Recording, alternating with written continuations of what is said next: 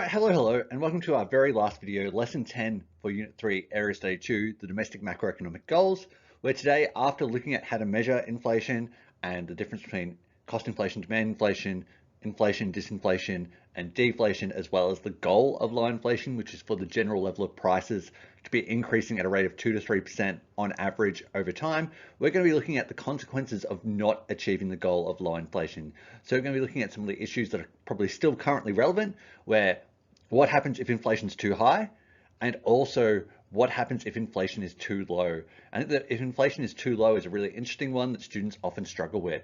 So to get into our key knowledge, it's all about the consequences of not achieving the goal of low and stable inflation, its effect on living standards, including erosion of purchasing power, development of a wage price spiral, distortion of spending and investment decisions, lower returns on investment, loss of international competitiveness if it's too high, and delayed consumption and unemployment if it is too low.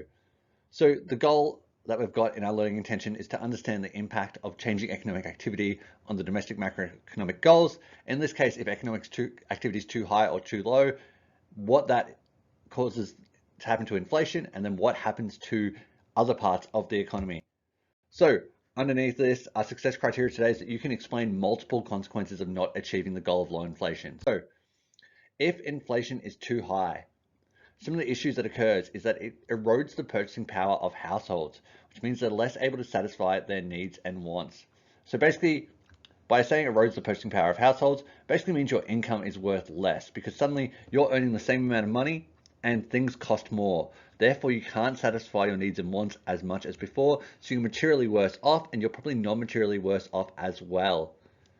The value of assets for wealthy individuals may rise. So if inflation is really high, it means the value of properties, etc., are probably also rising. So if you're wealthy, you may actually be better off because of inflation. Businesses may also face a higher cost of production due to inflation, and therefore that's going to lead to cost inflation as well. And then they may also lay off workers because of their higher costs to protect their profit margins. And it can also lower our international competitiveness as our exports become relatively more expensive compared to our trading partners. So what's really important here, and what was mentioned in the key knowledge, is that it can lead to a wage price spiral, which basically means that often wages follow inflation. Often people try and get wage increases to be in line or close to inflation, but often when that happens, that leads to a higher cost of production for businesses and just leads prices to increase as well. And then that causes more inflation. It just ends up being this long spiral that doesn't end. So then on the other hand, if inflation is too low, businesses see weak inflation as slow growth in profits and are therefore less incentivized to produce. Therefore, it's likely to lead to higher unemployment, lower production, and worsened living standards overall. If inflation is too low as well, it can also delay consumption decisions as people have less urgency to buy things now as the prices are remaining relatively the same. So it's like, for example, if you wanted to buy, let's say you wanted to pay for something in your backyard, you want to get a deck installed, and the deck was going to cost you $10,000. If you knew that in 12 months it was still going to cost $10,000, or it was going to cost $10,005, that low rate of inflation doesn't really impact your spending that much because there's no real pressure to get it done now.